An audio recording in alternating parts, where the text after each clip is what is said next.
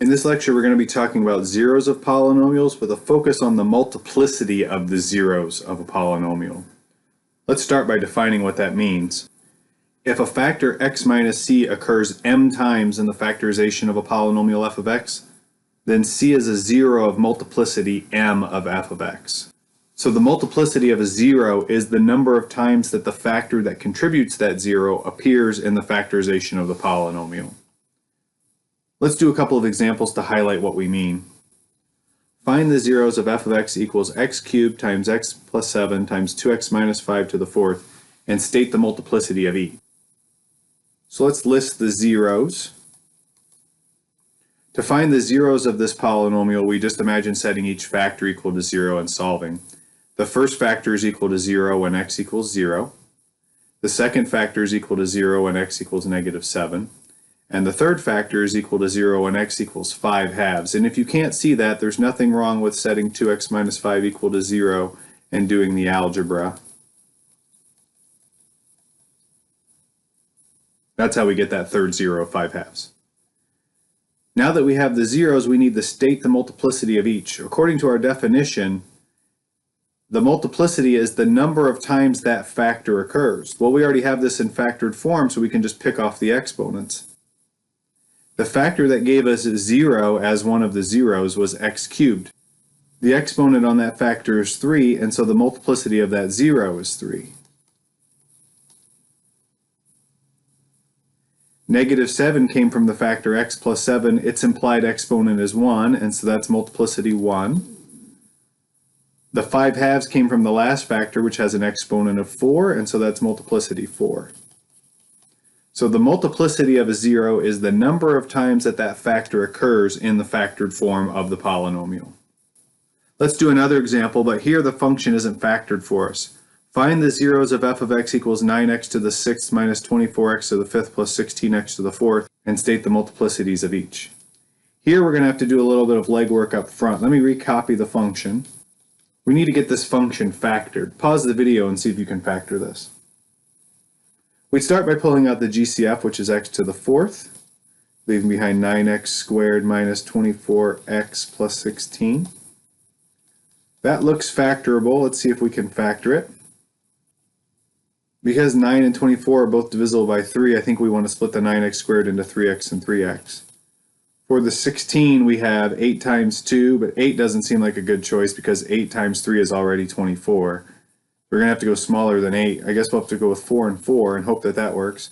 That gives us 12x on the outside and 12x on the inside. If I make those both negative, that gives us the original polynomial. And look, we can consolidate that into 3x minus 4 squared. Now we can list the zeros and find the multiplicities. See if you can do that. The input that makes the first factor equal to 0 is 0. The number that makes the second factor equal to 0 is 4/3. Write out the equation if you have to. The multiplicity of 0 is 4. The multiplicity of 4/3 is 2. So I hope those two examples show you what we mean by the multiplicity of a zero. Now, what are we going to do with that multiplicity? Well, here are some facts about multiplicities of zeros of a polynomial. The first fact is that the sum of the multiplicities is the degree of the polynomial. If we go back to the previous example, you can see this is true. 4 plus 2 is 6, and that's the degree of the polynomial. The second and third rules are going to be a little bit abstract for now, but I'm going to show you how we would use those in the next example.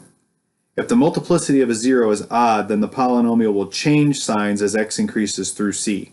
The last rule says if the multiplicity of a zero is even, then the polynomial will not change signs as x increases through c. I'm going to show you how to use all three of these facts to help us sketch the graph of a function in factored form. Sketch the graph of f of x equals x cubed times x plus 7 times 2x minus 5 to the 4th. If that function sounds familiar, that's the function from our first example. We've seen that we can sketch graphs of polynomial functions by using sign chart. That's going to be our approach here. We need to mark the 3 zeros, but we already found them. They were 0, negative 7, and 5 halves. And now we need to make the sign chart, and we're finally to this point that I've been teasing for a while now. We're going to be able to make this sign chart without using any test points. we can focus solely on end behavior and these two bottom rules here, the multiplicity rules. How are we going to get the end behavior? Well, to get the end behavior, we need to know the leading term. And one of the two parts of that leading term that I need to know is the power, the degree of the polynomial. And that's where the first rule comes in. The sum of the multiplicities is the degree of the polynomial. Well, we said the multiplicities sum to 8. And so the degree of this polynomial is 8. F of x has an even degree. What about the leading coefficient? Will it be positive or negative? Well, the coefficient here is 1, the coefficient here is 1, and the coefficient here would be 2 to the 4th, which is positive. It happens to be 16, but all that matters is that it's positive. The leading coefficient is going to be positive. When a polynomial has an even degree and a positive leading coefficient, it goes to infinity as x goes to negative infinity, and it goes to infinity as x goes to infinity. And now we get to apply these other rules. We could pick a test point, there's nothing wrong with it, but let me show you how to use these rules. The second rule says if the multiplicity of a 0 is odd, then the polynomial will change signs as x increases through c. You can see that negative 7 is a 0 of the polynomial, and the multiplicity of that 0 is 1 because of the implied exponent. We said that on this slide here. That is an odd multiplicity, and so the polynomial is going to change signs as we increase through that spot. Because the multiplicity of this 0 is odd, we change the sign as we increase through there. Now we get to x equals 0. That's the same rule. The multiplicity of 0 is 3. That's an odd number, so we change the signs again. Now we don't have to figure out what's happening on the right side because we use the end behavior, but let's just make sure the rule is verified. The last rule says if the multiplicity of a 0 is even, then the polynomial will not change signs. You'll notice that the polynomial did not change signs through 5 halves. Did 5 halves have an even multiplicity? Yes, it does. It has multiplicity 4. So the signs do not change. And now we can sketch the graph. We'll just do this real quick. Negative 7, 5 halves, 0's right here. We'll plot those 3 points. The function starts off positive. When we get to negative 7, we cross through the axis because the multiplicity was odd. Then we have to work our way back up to 0, 0. The function crosses there as well because that multiplicity was also odd. Then we get to 5 halves. That multiplicity was even, and so the function kind of bounces. That's another way to describe what happens, is to talk about it in terms of the graph. When the multiplicity is odd, the graph crosses through the axis like it did in the first two spots. When the multiplicity is even, the graph bounces off of the axis like it does at 5 halves. So it crosses when the multiplicity is odd and it bounces when the multiplicity is even. See if you can sketch a graph of this function, y equals x plus 3 to the 6th times 4 minus x to the 5th times x minus 1 squared. And I would encourage you to organize your information using a sign chart, but if you think you can do it just by sketching end behavior and using that cross and bounce idea, that's okay too. I'm going to do this with a sign chart. The zeros of this polynomial are negative 3, that comes from the first factor, x plus 3, positive 4, that comes from the second factor, and positive 1. To determine end behavior, I need to know the degree, which is dependent on the multiplicities. This has multiplicity 6. This has multiplicity 2. And 4 has multiplicity 5. The sum of those gives me the degree. 6 plus 2 plus 5 is 13. That's an odd number. So n is odd. What about the leading coefficient? Well, this has a positive 1 to the 6th. That's positive. This has a negative 1 to the 5th. That's negative. And then positive 1 squared is positive. That's the product of a positive, a negative, and a positive. The leading coefficient is negative. If doing it that way doesn't make sense to you, there's nothing wrong with picking a test point. You could just plug in negative 4 and get the end behavior by picking a test point. But now I see that I've got an odd degree and a negative leading coefficient. The reference function there is negative x cubed, which starts high and ends low. So this is going to be positive on the left side, but negative on the right side. Now that I've got that, I can use the multiplicities to determine what's going on. The multiplicity of negative 3 is even, so the function will not change signs as we increase through negative 3. That's also true at positive 1. The function will not change signs. The multiplicity of 4 was odd, and you see that it does change signs. We already knew that because we had the end behavior. but it did change signs there. So now I can draw this graph, and again, we're just drawing a quick sketch, so I'll just mark a spot for -3, for 1, and for 4. The function starts high, bounces off of the axis because the multiplicity was even, but it has to work its way back to x equals 1, where it bounces again because we have another even multiplicity.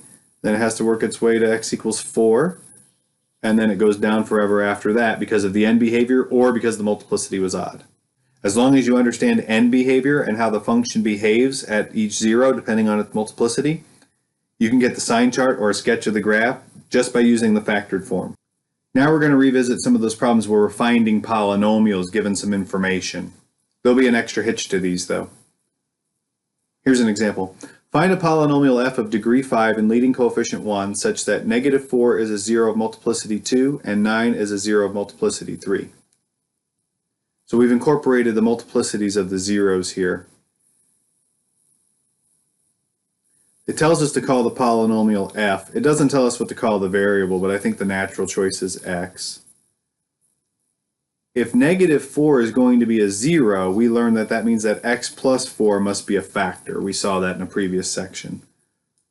But that's not good enough. We know that -4 is a 0 of multiplicity 2. That means that that factor must be raised to the second power. We must have an x plus 4 squared in the factorization of f of x. It says that 9 has to be a 0 of multiplicity 3. Well, if 9 is a 0, then x minus 9 must be a factor. And in order to make that multiplicity 3, this factor must be cubed. Let's check to see if this satisfies all of the conditions. Do we have degree 5? Well, the sum of the multiplicities is 5, so we look covered there. Is the leading coefficient 1? Yeah, you have to do a little bit of thinking to see that, but the coefficient here is 1, 1 squared is 1. The coefficient here is 1, 1 cubed is 1, and 1 times 1 is 1. We set it up so that -4 was a 0 with multiplicity 2. We set it up so that 9 was a 0 with multiplicity 3. We've covered everything. We've got the right function. Let's try one with a little more bite. Find a polynomial f of degree 3 such that 1 is a 0 of multiplicity 2, 2 is a 0 of multiplicity 1, and f of 3 equals -20. We've got an extra condition here that we're going to have to deal with. Let's start by trying to satisfy as much of this as we can. They told us to call the polynomial f. I think the natural thing to do is to call the variable x. We want 1 to be a 0 of multiplicity 2. Well, if 1 is a 0, then x minus 1 must be a factor. And if the multiplicity of that 0 is going to be 2, then this factor must be squared. 2 is a 0 of multiplicity 1. Well, if 2 is a 0, then x minus 2 must be a factor, and if the multiplicity is 1, then this exponent has to be 1. We know the exponent can't be any bigger than 1 anyway, because the degree is 3. You can see that this gives us a third degree polynomial. But is this the answer? Let's check and see if that last condition is met. If we plug 3 into our function, we get 3 minus 1 squared times 3 minus 2. That's 2 squared times 1. That's only 4. That doesn't work. Something's going wrong. And the issue is the leading coefficient. In the previous example, they told us what to make the leading coefficient and we didn't have this restriction. But here we don't know what the leading coefficient is. We have to solve for it. Let's call the leading coefficient a and see if we can figure it out. Now we can use f of 3. F of 3 would be a times 3 minus 1 squared times 3 minus 2. And we know that that has to come out to -20. That means a times 2 squared times 1 must be equal to -20. So that's 4a equals -20, so our leading coefficient must be -5. F of x is -5 times x minus 1 squared times x minus 2. Now all of the conditions are satisfied. It's definitely degree 3 because the sum of the multiplicities is 3. 1 is a 0 of multiplicity 2 in particular, 2 is a 0 of multiplicity 1 in particular, and if we were to plug 3 into this, we would get -20. This function satisfies all of the conditions. We had to solve for a in this example to make f of 3 equal to -20. We didn't have to do anything like that in the previous example because all we were told was to make the leading coefficient 1. There wasn't an extra condition. We were flat out told the leading coefficient. Here's another example of that, but with imaginary numbers. Because we haven't done one like this yet, I'm going to walk you through this. We're going to find a polynomial f of degree 3 such that 2i, negative 2i, and 0 are all zeros of f. Notice that we didn't state the multiplicities here, but I'll explain why. And f of 4 equals 10. Let's start by setting up the polynomial. The polynomial is called f. We're going to call the variable x. If 2i is a 0, then x minus 2i must be a factor. Same rules as for real numbers. If negative 2i is a 0, then x plus 2i must be a factor. And if 0 is a 0, then x must be a factor. And we could put the x on the end. That's going to bother me. That x belongs in the front. Now this problem didn't tell us the multiplicity, so how do we know what exponents to put on here? Well, we know the degree is supposed to be 3, and we have 3 different zeros, so their multiplicities must all be 1. We can't choose any higher multiplicity for any of them because then the degree will be higher than 3. The multiplicity of each 0 must be 1 so that the sum of the multiplicities is 3. So no exponents on any of these factors. We also need to set this up so that f of 4 is equal to 10. And so we know we're going to have to solve for a leading coefficient here. Let me throw in an a there. And I'm going to do one extra step before I plug in the 4. I'm going to multiply these two factors together. That's a difference of squares, and so it's going to simplify nicely. When you multiply a difference of squares, you multiply the two first terms together. X times x is x squared. The middle terms are guaranteed to cancel. And then you multiply the last terms together. That's negative 2i times 2i. That's negative 4i squared. But I squared is equal to negative 1. And so this is just x squared plus 4. And I hope you can see why I bothered to do that simplification. Now I don't have to deal with those stupid i's anymore. I know that f of 4 is supposed to be equal to 10. So a times 4 squared plus 4 is supposed to be equal to 10. Here that says a times 4 times 20 is equal to 10.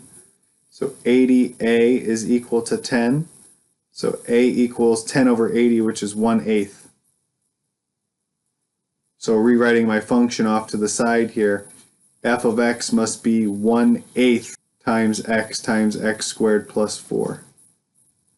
Here it's not difficult to expand this, so let me just multiply this out. This is 1/8 x cubed plus 1/2 x.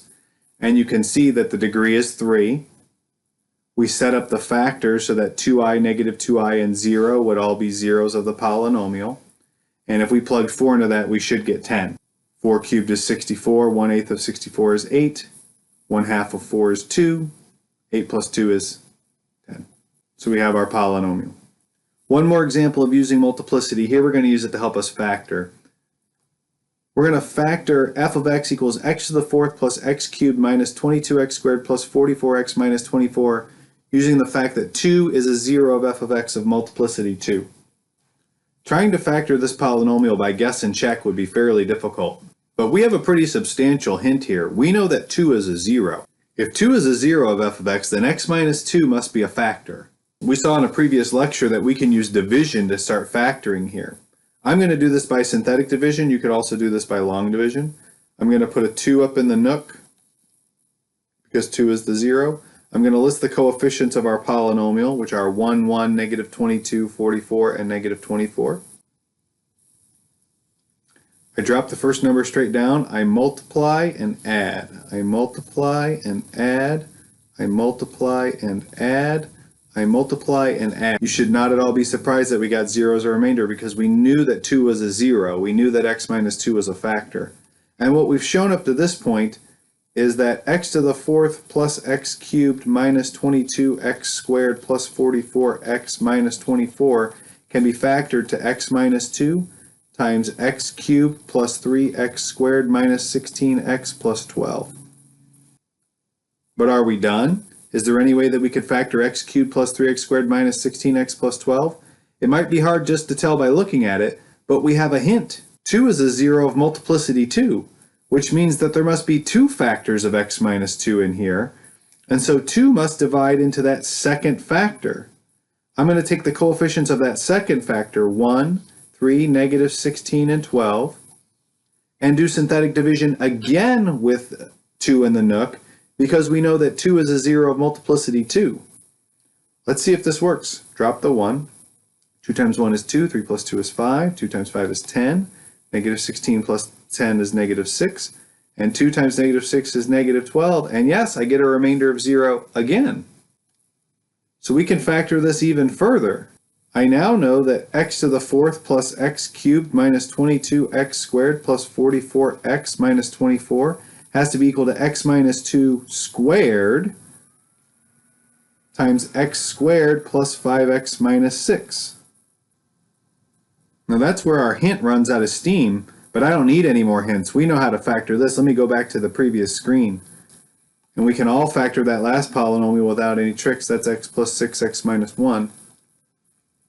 And now we have the polynomial factored. Given the fact that 2 was a 0 of multiplicity 2, we were able to get the factoring started. I did it with synthetic division. You could also do it with long division. The remaining factor was quadratic, and we already know how to factor something like that. We didn't need any advanced tricks. We just used guess and check. Let's do another example of that, and this one's a little bit obnoxious. Let's factor x to the 5th plus x to the 4th minus 6x cubed minus 14x squared minus 11x minus 3 using the fact that negative 1 is a 0 of multiplicity 4. Now that's a pretty big hint. It tells us that our answer is going to be f of x equals x plus 1 to the 4th times something. We need to figure out what the something is. And I bet you might be able to guess, but we're not going to guess. We're going to find it by using synthetic division. You could also do this by long division. But let's see if we can figure out what that last factor is using synthetic division. I'm going to put negative 1 into the nook. I'm going to list the coefficients of my polynomial. As long as I wasn't lying to you that negative 1 is a 0 of multiplicity 4, I should get a remainder of 0 here. Let's see. I drop the 1. Negative 1 times 1 is negative 1. 1 plus negative 1 is 0. Negative 1 times 0 is 0. Negative 6 plus 0 is negative 6. Negative 1 times negative 6 is 6. Negative 14 plus 6 is negative 8. Negative 1 times negative 8 is 8. Negative 11 plus 8 is negative 3. Negative 1 times negative 3 is 3. Negative 3 times 3 is 0. And I'm not a liar. At least not about this. Now we know that negative 1 is a 0 of multiplicity 4, so I should be able to do that again with this new string of coefficients, dropping the 0 because that's the remainder. This polynomial is x to the 4th plus 0x cubed minus 6x squared minus 8x minus 3. But I should be able to do this again. Let's see, I drop the 1. Negative 1 times 1 is negative 1. 0 plus negative 1 is negative 1. Negative 1 times negative 1 is 1. Negative 6 plus 1 is negative 5. Negative 1 times negative 5 is 5. Negative 8 plus 5 is negative 3. Negative 1 times negative 3 is 3. And negative 3 plus 3 is 0. Because negative 1 is a 0 of multiplicity 4, I should be able to do this 2 more times. Let's put negative 1 in the nook again. Take our new string of coefficients, 1, negative 1, negative 5, and negative 3. This is x cubed minus x squared minus 5x minus 3. Drop the 1. Negative 1 times 1 is negative 1. Negative 1 plus negative 1 is negative 2. Negative 1 times negative 2 is 2. Negative 5 plus 2 is negative 3. Negative 1 times negative 3 is 3. Negative 3 plus 3 is 0. And at this point, this means x squared minus 2x minus 3, which we know how to factor. But I'll just keep going with the synthetic division. It'll still work. Guaranteed to get a remainder of 0 one last time. Drop the 1. Negative 1 times 1 is negative 1. Negative 2 plus negative 1 is negative 3. Negative 1 times negative 3 is 3. Negative 3 plus 3 is 0. And this last factor is x minus 3, and that's the last factor that we were missing. Again, some of you might have been able to guess that the last factor is x minus 3 because the constant term was negative 3. But make sure you understand the process. I was able to pick off 4 factors of x plus 1. The corresponding factor is x plus 1 because the 0 is negative 1. I kept using the synthetic division on the quotients. I'm guaranteed to get a remainder of 0 each time because we know that negative 1 is a 0 of multiplicity 4, and this last factor happened to be linear and we were done. In the previous example, we were only able to break it down twice and we were left with a quadratic expression, but we knew how to factor that, and so we factored it on our own without using any advanced division tricks.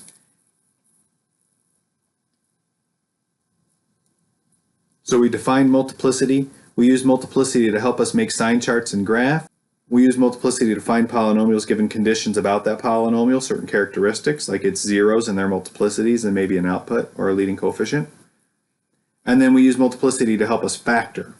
If you have questions about any of these techniques or any of the specific examples here, don't be afraid to reach out to me. You can catch me in an office hour or shoot me an email.